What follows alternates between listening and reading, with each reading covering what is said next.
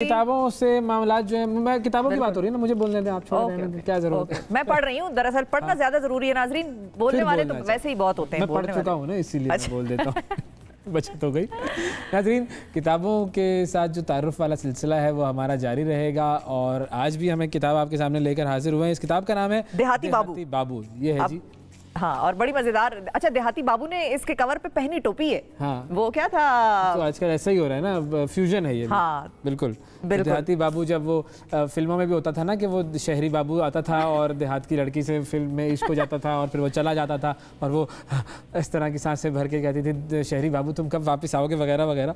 असद ताहिर जप्पा साहब motivational speaker हैं, civil servant हैं और कॉलमनिस्ट भी हैं और दुनिया अखबार में, डेली टाइम्स में उनके आर्टिकल छपते रहते हैं। उनकी ये किताब है और ये किताब जो है उसका टाइटल ये लिखा हुआ है कि जी, मिट्टी की खुशबू में रची बसी और जिंदगी की भट्टी में पकी हुई तहरीरें। अब ये तहरीरें क्या हैं, असद साहब से पूछते हैं। अस्सलाम वालेकुम। वालेकुम अस्सलाम। बहुत शुक्रिया असद साहब। ये बताएं, पहले तो बताएं, ये देहाती बाबू ने टोपी क्यों अंग्रेजी पहनी है?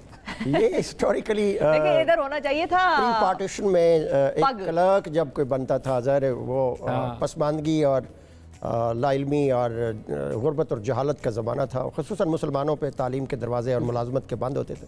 तो अगर कोई भूला भटका सब कॉन्टिनेंट का कोई भी लोकल उस ब्रिटिश एम्पायर में जब कोई क्लर्क बनता था तो उसको फिर बाबू कहते थे, चूँकि वो नुमाया हो जाता था।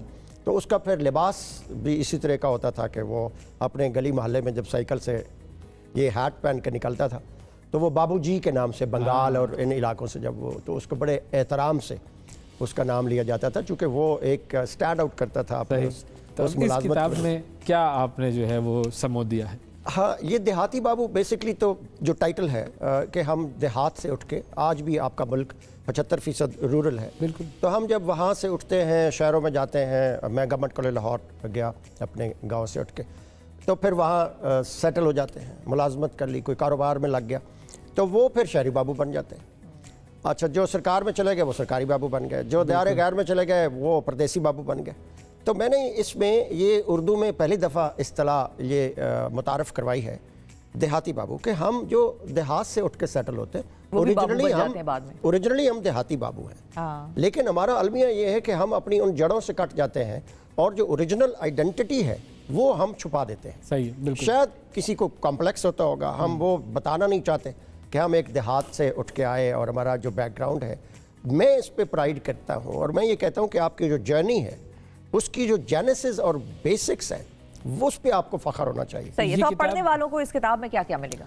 इसमें कुल 72 मज़ामीन है, जिसमें मेरे कॉलम्स भी हैं, मज़ामीन है, इंशाइए हैं और वो मौज़ूआत, उसमें वैरायटी है, उसमें मईशत है, उसमें मुआशरत है, उसमें मज़हब है, उसमें रूहानियत है, उसमें मोटिवेशन है और everything is there for every reader. There is something for everybody. कोई 72 in total मज़ामीन है इसमें। अच्छा। और ये मेरे वो मज़ामीन हैं जो मुख्तलिफ अखबारात में छपे भी हैं और इसमें मेरी ज़िंदगी का निचोड़ है। गुज़श्ता 25 साल जो मेरी सिविल सर्विस के मुशाहदात हैं, वाक़यात हैं जिनके मैं विटनेस रहा हूँ, उनमें कैरेक्टर मैंने बदल दिए नेचुरली। सही है। लेकिन उनके अंदर जो लेसन्स हैं, जो उसके अंदर स्टोरीज़ हैं और जो मैंने सीखा है, मैं ये चाहता हूँ कि पढ़ने वाले उन राहों के जो कांटे हैं मैं उनके लिए हटा देता हूँ, बजाय कि उन कांटों से वो उलझें। बिल्कुल। तो अब इस किताब की जो बुनियादी ऑडियंस है वो यंगस्टर भी हो सकता है, एक ऐसा शख्स भी हो सकता है जो कि मिडिल एज हो, एज्ड हो। It is beyond any discrimination of gender और एज और लोकेशन। ओके। और जो हमारी जो सोसाइटी के जो इश्यूज़ हैं और जो अलमी हमारे माशरे हैं, उनको बिल्कुल बड़ी बारीकी से नूर मुकद्दम के मुकदमे से लेके आगे हाउस वाइफ, वर्किंग वुमन, इन पे मज़ामीन है। अच्छा, मैंने जब हाउस वाइफ लिखा तो वर्किंग वुमन ने मेरी क्लास ली। अच्छा। तो मैंने फिर उनका लिखा, लेकिन मैं ये उनको बावर कराया कि जिसको हम वर्किंग वुमन कहते हैं वो भी फुल टाइम काम कर रही होती है। बिल्कुल ऐसे ही हम उसको जो हाउस वाइफ है, खसूसन आपको तारुफ में जब पूछा जाता है कि जी आपकी बेगम साहबा क्या करती हैं, तो हम कहते हैं जी हाउस वाइफ है, तो दैट मीन्स वो निकम्मी है, वो कुछ नहीं करती। हालांकि जो हाउस वाइफ है वो खुद 16 घंटे काम करती है, 8 घंटे बगैर मुआवजा भी कोई नहीं। तो इसलिए मैंने फिर दोनों पैराडाइम जो है, और फिर इसकी एक मज़ेदार बात यह है कि इसके अंदर एक बाबा जी हैं अच्छा, जिससे बाबा जी हमारे प्रोग्राम में भी अक्सर बाबा जी का जिक्र होता था, आजकल जरा मिसिंग थे वो। बाबा जी हैं इसमें, और उनका एक शागिर्द है जेदी मियाँ, तो वो दो किरदारों का मैं मुकालमा कराता। अच्छा, जब कहीं मैं मुश्किल मौजू में फंस जाऊं और मैं अपनी पोजीशन खुद स्टेटेड पोजीशन वाजे ना करना चाहूं, तो मैं फिर उनका मुकालमा करा के अपनी बात कभी बाबा जी के मुंह में डाल देता हूँ, कभी जेदी मियाँ के मुंह में। तो अशफाक अहमद साहब और मुमताज़ मुफ्ती साहब और ये सारी जो एक लीग थी उसको आपने इसमें कंटिन्यू किया। एब्सोल्युटली, वहाँ पे एक किरदार होता था, इसमें मैंने दो किरदार, ये एक यूनिक इसका फीचर है। वो दो किरदार आपस में मुकालमा करते हैं, वो उनका मुकालमा खत्म होता है, मेरा मजमून खत्म हो जाता है, and then I leave to the readers. मैं कोई पंदो नसाए की कोई ऐसी पंडलियाँ नहीं देता रीडर्स को, मैं सजेस्ट करके निकल जाता हूँ कि चॉइस हर रीडर का अपना है।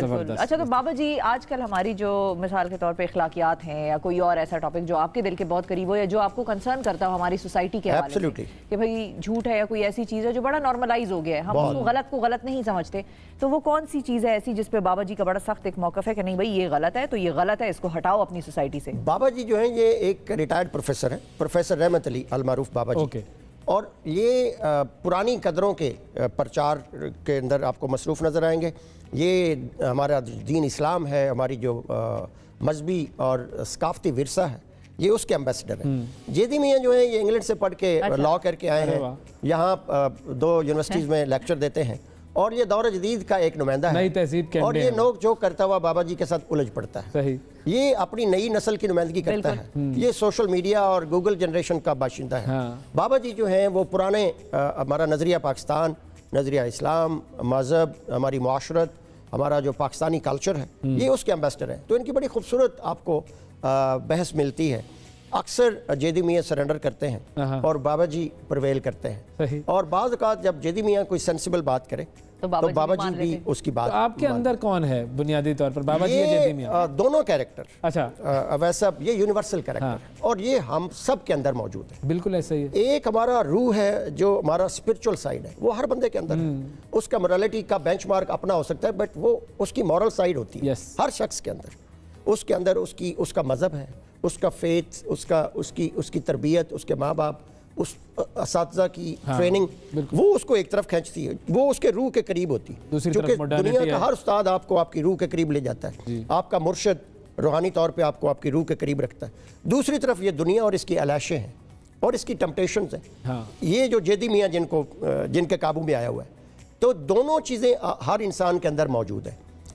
एट टाइम्स आप जब अलहदगी में, तन्हाई में, गोशा तन्हाई में मौजूद होते हैं तो आप खुद से एक खुद कलामी करते हैं। बिल्कुल, वो जेदी और बाबा जी की गुफ्तगू होती है जो आप गोशा तन्हाई में, जिसके अंदर आप विटनेस करते हैं। कभी आपको बाबा जी प्रिवेल कर जाते हैं और कभी आप जेदी के काबू आ जाते हैं। सही है। एक रूह का फैसला है, एक जिस्म का फैसला है। बिल्कुल, ये कशमकश है और ये कशमकश इंटरनल है और ये यूनिवर्सल है। बहुत शुक्रिया अदा करेंगे असद ताहिर जफ्फर साहब हमारे साथ मौजूद थे।